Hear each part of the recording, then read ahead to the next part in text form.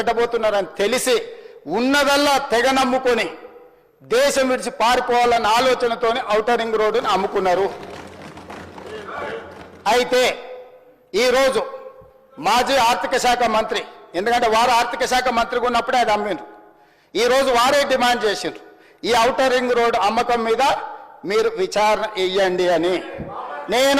నేను మనస్ఫూర్తిగా వారు మనస్ఫూర్తిగా విచారణకి ఏదైతే అడిగినరో వెనకాల వారు కూడా చదువు వచ్చినా రాకపోయినా వారు కూడా వారికి మద్దతు పలికినందుకు వారిద్దరి కోరిక మేరకు స్పెషల్ ఇన్వెస్టిగేటింగ్ టీంను నిర్వహించి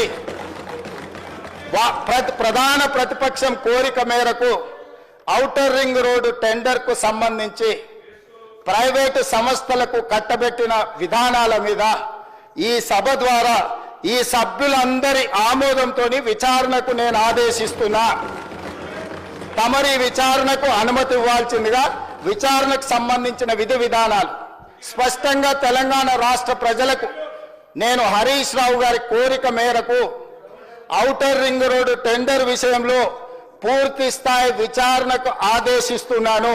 విధి విధానాలను మంత్రివర్గంలో చర్చించి మంత్రివర్గ సహచరుల సూచన మేరకు మంత్రివర్గం యొక్క తీర్మానం మేరకు ఔటర్ రింగ్ రోడ్డు టెండర్ మీద విచారణకు ఆదేశిస్తున్నాం అధ్యక్ష.